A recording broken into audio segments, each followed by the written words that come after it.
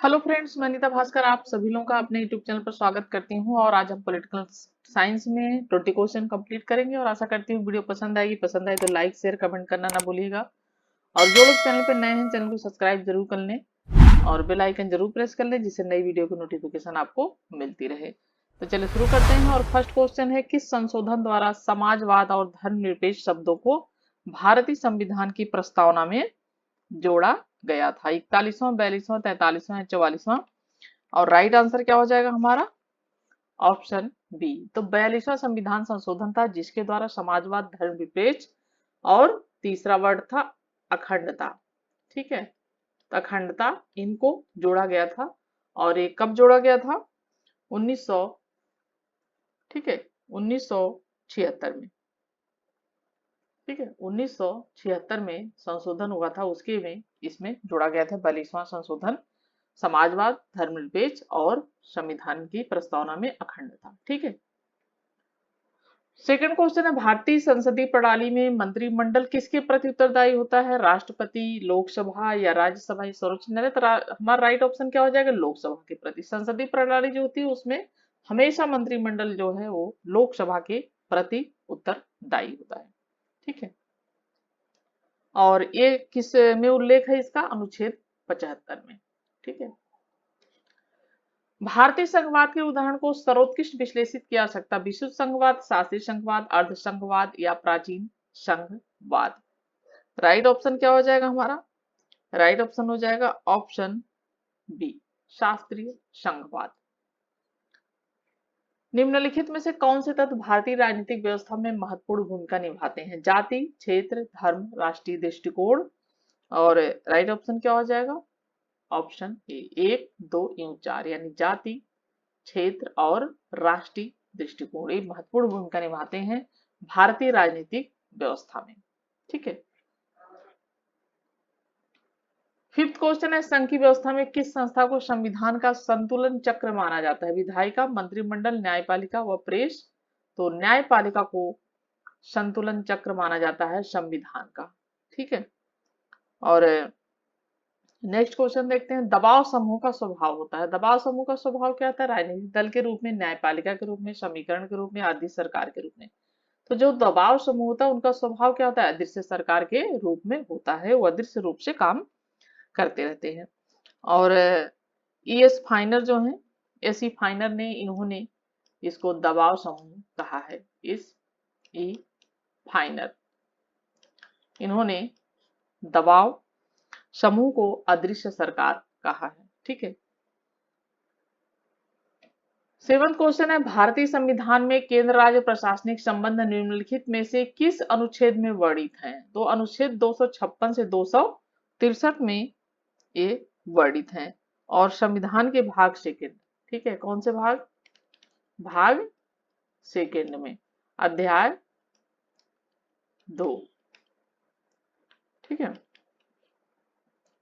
ये वर्णित है 256 से लेकर अनुच्छेद 263 तक केंद्र राज्य प्रशासनिक संबंधों का इसमें वर्णन है। ठीक है। 8 क्वेश्चन है, निम्नलिखित यौगिकों का सही मिलान कीजिए। तो जो जोड़े हैं इनका मिलान करना है। Keshavananda, Golaknath, Minerva Singh case. ये आधार इधर है स्तंभ में आधारभूत संरचना का सिद्धांत, मौलिक अधिकार, राजकीय नीति तत्व, राष्ट्रपति के अधिकार, आपातकालीन उपबंध। और कैसे मिलान हो जाएगा? और इसका मिलान होगा, देखिए, गोलकनाथ केस एक इससे संबंधित मौलिक अधिकार, शमशेर सिंह केस राष्ट्रपति के अधिकार, मिनर्वा सिंह केस ये है राज्य के नीति तत्व से संबंधित, केशवानंद भारती केस जो है वो आधारभूत संरचना का सिद्धांत से संबंधित। राइट ऑप्शन हो जाएगा ऑप्शन बी। ठीक है। 9 क्वेश्चन है, संसद में शून्यकाल का क्या अर्थ होता है? प्रश्नकाल में अन्य कार्यों से प्रारंभ होने के समय के बीच की अवधि। दूसरा, सरकारी पक्ष को प्रदत्त समय जिसमें वो सदस्यों के प्रश्नों का उत्तर देता है। तीसरा है संसद के एक अधिवेशन और आगामी अधिवेशन के बीच का समय। और डी है कार्य स्थगन प्रस्ताव अवधि निर्धारित समय। राइट ऑप्शन हो जाएगा ऑप्शन ए। प्रश्नकाल में अन्य कार्यों में जो प्रारंभ होने के समय के बीच की अवधि होती, बीच का समय होता है, वो प्रश्नकाल में वो शून्य काल का ये अर्थ होता है। ठीक है। और बहुत इंपॉर्टेंट क्वेश्चन है, कई एग्जाम में हमेशा पूछा जाता है, छोटे छोटे जो भी एग्जाम होते हैं, जीएस के क्वेश्चन आते हैं, पॉलिटी के क्वेश्चन आते हैं, उसमें जरूर पूछा जाता है। 10th क्वेश्चन है, संविधान का संरक्षक कौन है? राष्ट्रपति, विधि मंत्रालय, सर्वोच्च न्यायालय, संसद। तो राइट ऑप्शन क्या हो जाएगा हमारा? ऑप्शन सी हो जाएगा, क्योंकि सर्वोच्च न्यायालय जो है वो संविधान का संरक्षक है। ठीक है।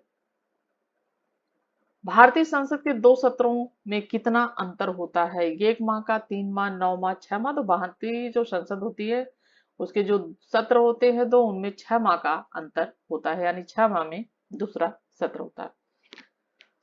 12th क्वेश्चन है, बेल्जियम और हॉलैंड किन देशों के बीच मध्यवर्ती राज्य का कार्य करते थे? फ्रांस और इंग्लैंड, फ्रांस और जर्मनी, जर्मनी और इंग्लैंड, स्पेन और डेनमार्क। और राइट ऑप्शन हो जाएगा फ्रांस और इंग्लैंड। ठीक है। भारत में विधायिका निम्न में से किस देश के नमूने पर निर्मित हुई है? Britain, America, France, Germany. Right option हो जाएगा ब्रिटेन। तो भारत में जो विधायिका है वो ब्रिटेन के नमूने पर ये जो है निर्मित हुई है।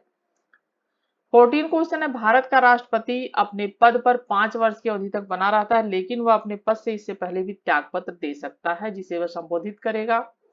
तो उपराष्ट्रपति को संबोधित करेगा। यहाँ मैंने राष्ट्रपति और राष्ट्रपति दोनों जगह लिख दिया है। तो राष्ट्रपति जो होता है, देखिए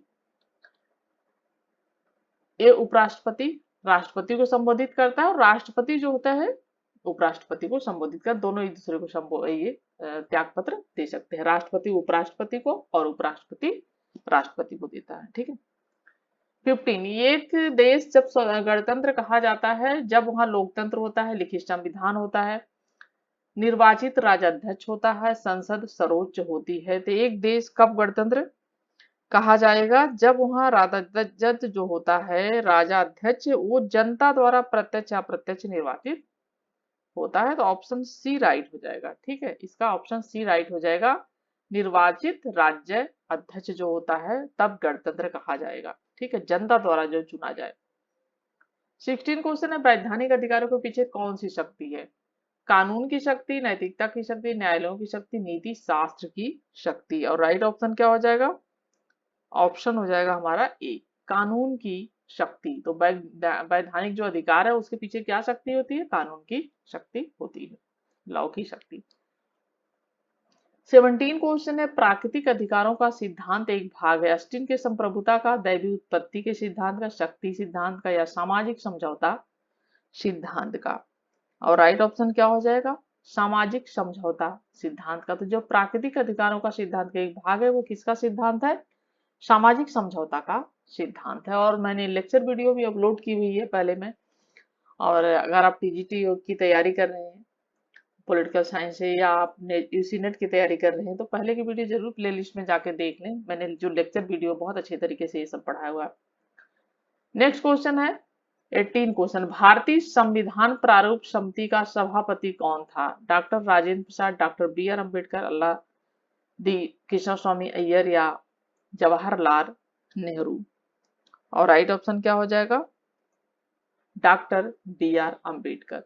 तो प्रारूप समिति के जो सभापति थे ये थे डॉक्टर बी आर अम्बेडकर। ठीक है।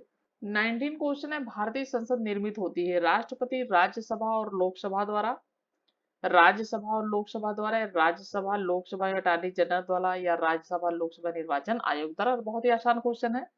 और जो संसद होती है उसमें राष्ट्रपति होते हैं, राज्यसभा होती है और लोकसभा। ये तीनों मिलकर संसद का ये जो है संसद के भाग हैं। तो भारतीय संसद निर्मित होती है राष्ट्रपति, राज्यसभा और लोकसभा द्वारा। 20 एंड लास्ट क्वेश्चन है, भारत में निर्वाचन परिणाम की घोषणा के कितने दिन पश्चात उम्मीदवार को अपना निर्वाचन व्यय संबंधित अधिकारी को सौंप देना चाहिए? 20 दिन, 30 दिन, 40 दिन, या 50 दिन। राइट ऑप्शन हो जाएगा 30 दिन। तो 30 दिन के अंदर जो परिणाम की घोषणा होती है निर्वाचन परिणाम की, वो उम्मीदवार को अपने निर्वाचन व्यय संबंधित अधिकारी को क्या करना चाहिए? सौंप देना चाहिए। 20 क्वेश्चन कंप्लीट होते हैं और आशा करती हूँ वीडियो पसंद आई होगी। पसंद आए तो लाइक शेयर कमेंट करना ना भूलिएगा। Thank you for watching video.